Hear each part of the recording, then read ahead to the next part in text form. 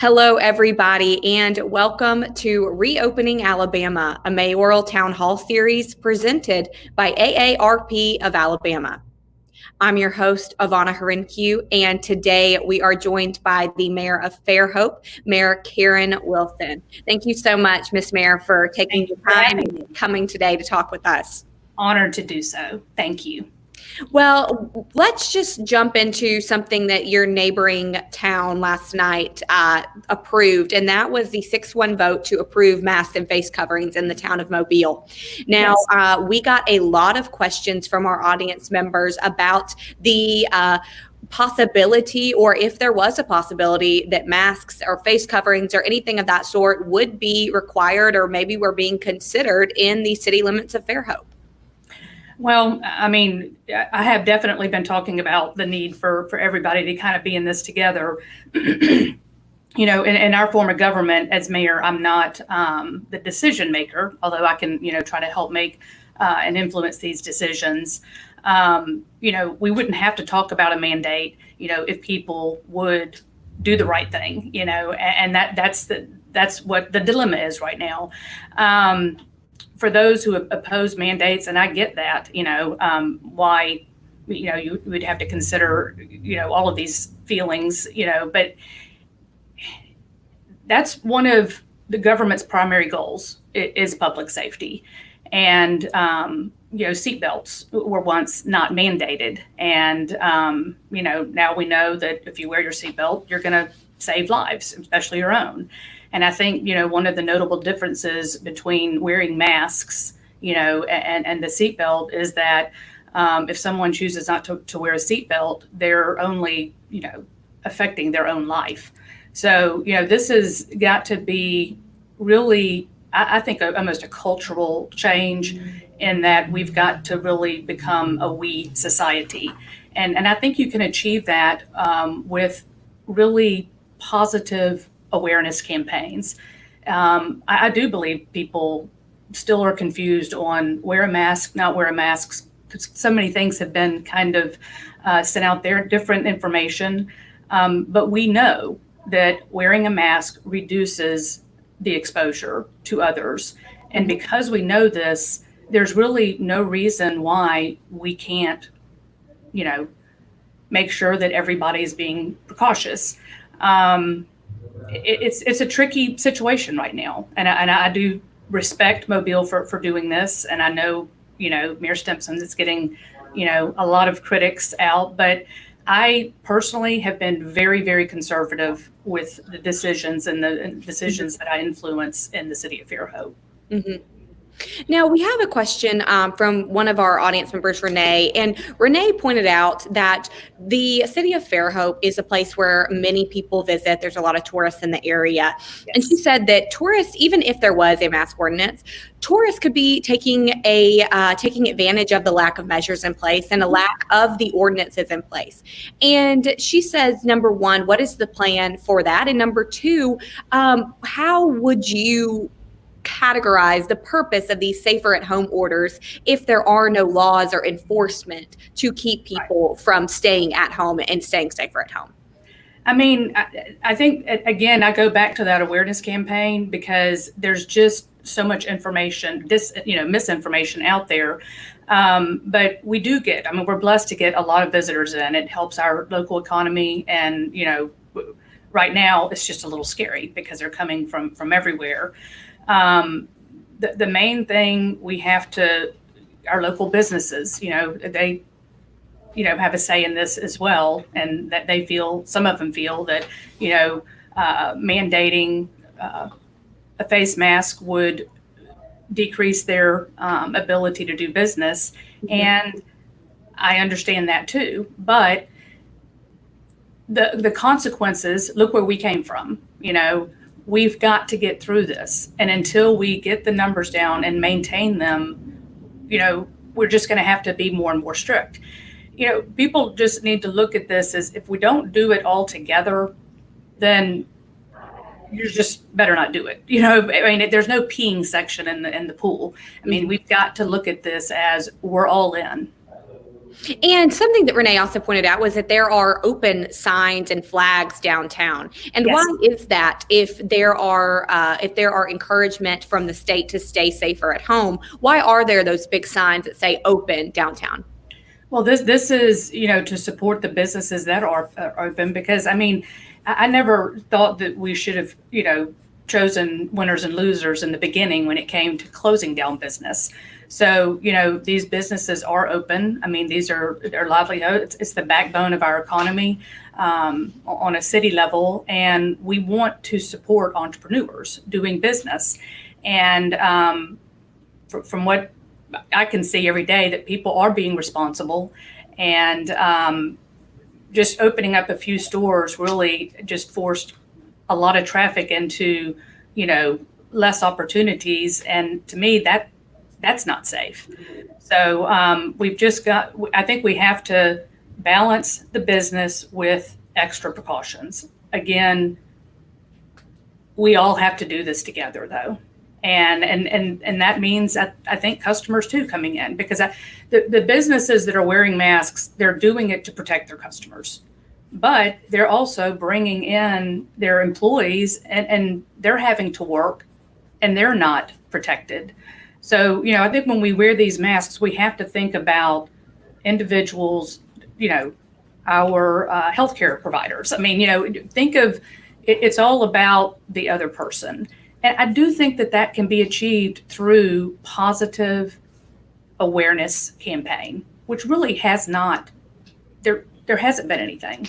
We go to a site to understand why we're doing things, why we need to take these precautions. But I think we can do a lot better job with a marketing campaign. And is that something that you would implement for your city, or do you believe that should be implemented statewide? I think it needs to be statewide and potentially, on a federal level. And then we can supplement that here, because we've even, the flags that you just mentioned about, we're open for business. Well, now we have another one that we're printing that it has the Fairhope logo and the O, and Fairhope has a face mask. So, I think you have fun with this, and there shouldn't be, we've got to make it a positive thing. Like when you wear a mask, you are really helping others and being considerate of others. And something that I'm not sure, I, to be honest, have not looked today, but as of yesterday, the Alabama Department of Public Health had released several days ago their color-coded county COVID map. Say Yes. that fast. And Baldwin County, as of yesterday, was red. Now, that does not mean that they have the highest amount of cases in the state or anything like that, but it is Yeah, high a trend risk. map. And it is a very high-risk area according to that 3-day trend map. And if those numbers are not decreasing, if they are increasing or staying the same over that period, is that frightening for you and your community? Absolutely. Our hospitals, the beds that they have are not just for COVID patients. And we do know that the 3 hospitals in our county are nearing capacity. So, if these numbers continue to increase and the vulnerable are going to need to have a bed, that's an absolute concern. And we have to consider those things. We are very tourist county. Gulf Shores, Orange Beach, and really Fairhope, even though we're not, we don't invest in tourism like they do, but we piggyback a lot on, people taking day trips, and they're coming from all over. And we get this tourism year round. So we have to do something. And I think people will visit more if they know we're being responsible and we're caring about everyone. Now, we're going to go to a question from one of our audience members named Ben. And Ben asks, do you believe that we can really defeat this virus with the precautions that people are or are not taking right now? I think that where we are right now, I think it's just going to be prolonged for a very, very long time. We have to take this more seriously.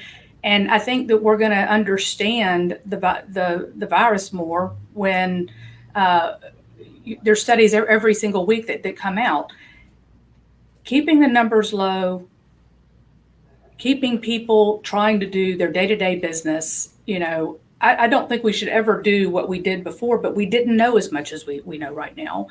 Um, we we can't, you know, stay at home because that actually does decrease your immune system. I mean, healthy people, it's the only time healthy people have ever been asked to stay at home.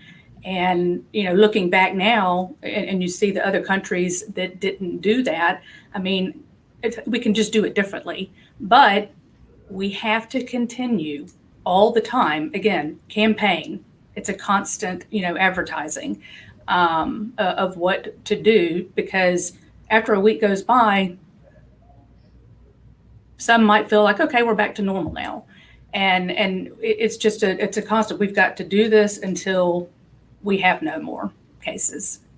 Besides the mask wearing that we've spoken about, what else do you think can be done, though, in your community, statewide, but especially in your community and your city, to prevent these numbers from going up or even staying the same and getting those numbers down? I know you said that it's that healthy people are staying at home, or we're encouraged to stay at home, and that you don't Right. want to close businesses. But what are the steps that you think need to happen?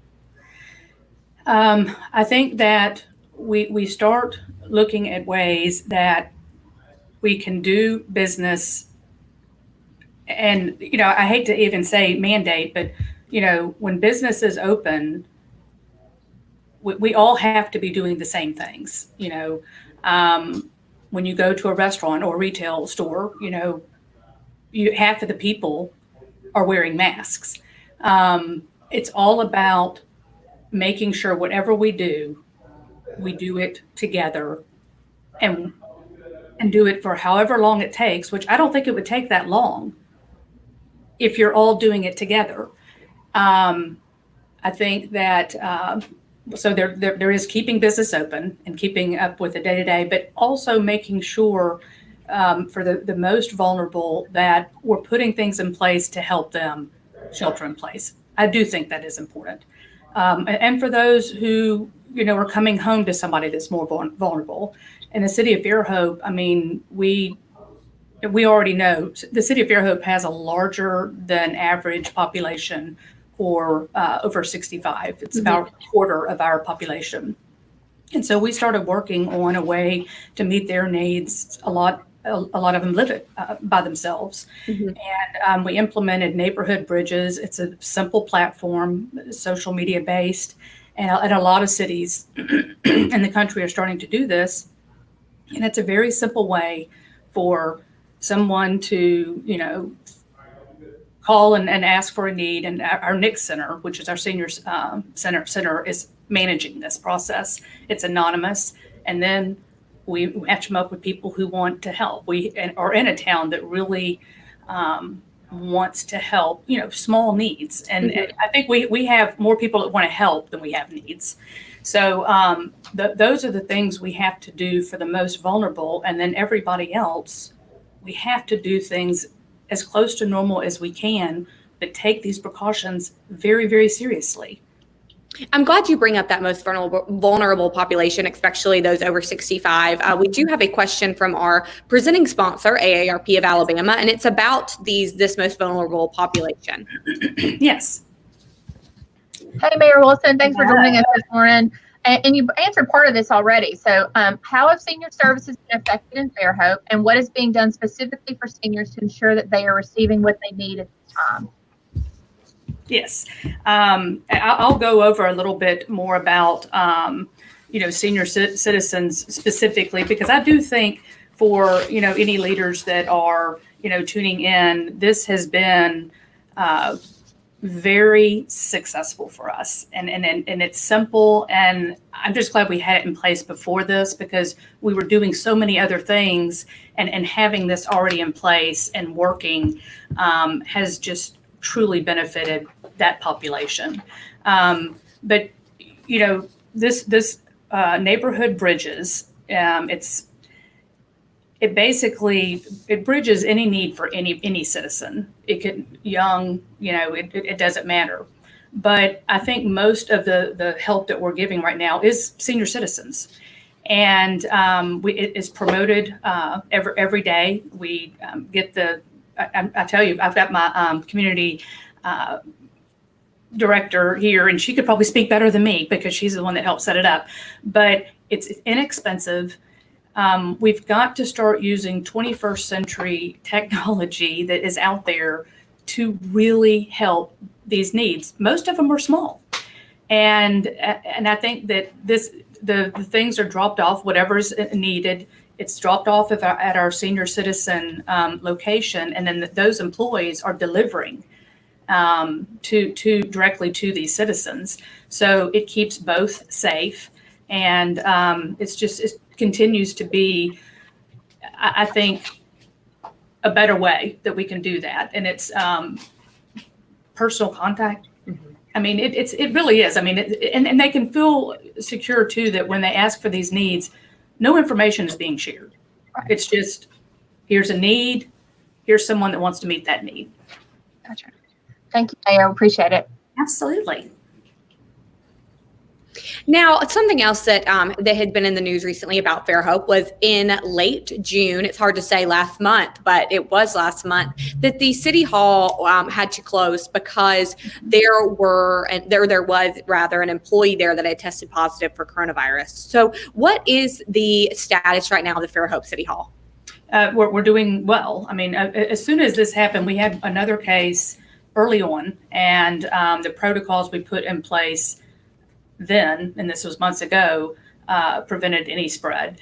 But now we're even taking extra precautions. As soon as this person was, a known COVID positive, anyone that was in contact or even, potentially touched surfaces were tested, asked to test, go home, and there's a 24-hour period to get that back.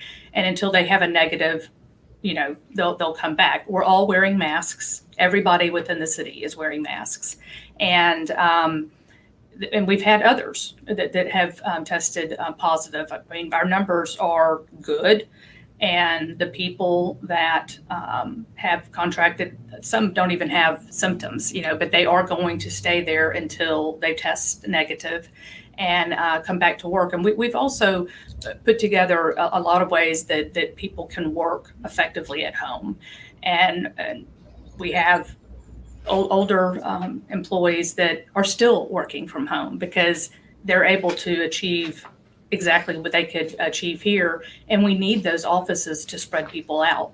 So I think we've been really, really kind of going over and above the call of duty because we don't have enough employees right now with our growth to begin with. Losing any is, it would be difficult and challenging for us. So when you talk about growth, this is a time where Fairhope was working on a big project, a $6.2 million restore project at the waterfront. Now, we have a couple questions about that park. We've got one from Robert, and Robert asked, do you think that he calls it the destruction of the historic Fairhope Bluffs at the park will actually enhance the park?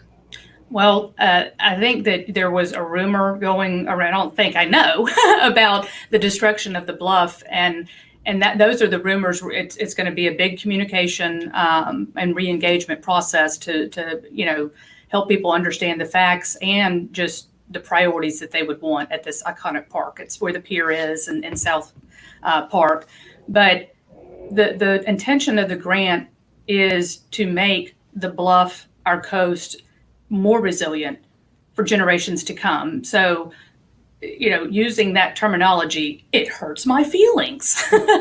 But, the bluff isn't going to be destroyed. We are going to, manage some deterioration that's already happening and make it more stable for, the next 100 years.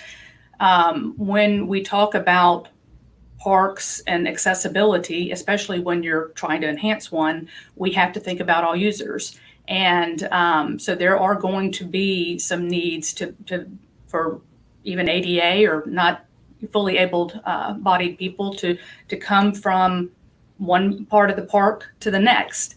And those, I think that's what kind of, because it hasn't been fully designed, we're still in the conceptual phases. It got sideways because of that. And now we're going to redo it, set the priorities, but making this park available for all users, this absolutely has to happen. And we will do that. But we want to do it in a way that everybody can buy into, because it's our citizens' park, and this process has always been about their input. The first conceptual plan was developed from the community engagement, and it will continue to be that way. But ADA compliancy is 100% what we want to do when we have an opportunity to make anything better. And that'll be our goal. Well, I have one last question for you, and it is one that I have asked all of our mayors in our town hall series, and I will continue to ask next week with Mobile Mayor Sandy Stimpson. And Okay. that is, if you had to, what grade would you give Governor Kay Ivey on her handling of the pandemic thus far? Right. Well, I mean, I think she's doing a great job. I really do. The thing with this, we're in unprecedented times. I mean, she's been dealt a very challenging hand. This has kind of been intertwined with not only a pandemic, but also, civil rights renaissance. And it is unprecedented. And until you walk in someone's shoes, and I've learned that being in my position, all we can ever do with decision makers is look back and see how we can do better. And I think she's going to do that. And, she had to make very critical decisions, and she made them unapologetically. And that is, important. She just renewed, the stay-at-home order. And I think that, that is something, everybody needs to understand.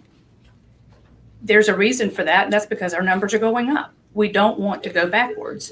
And so I am in full support of the decisions she's made so far. I think my only, and this isn't coming from the state, it's coming from the public safety department at the state, is the total lack of local numbers. It's something that has to be a priority. We have to invest in 21st century technology so that people, even on a local level, can make decisions. It's data-driven decisions that we want to make, and we're asking people to be accountable for themselves. But if they can't look at actual data on a local basis, I mean, how can we ask them to do that? I need numbers just with our zip code, which we have in 36532, 34,000 people.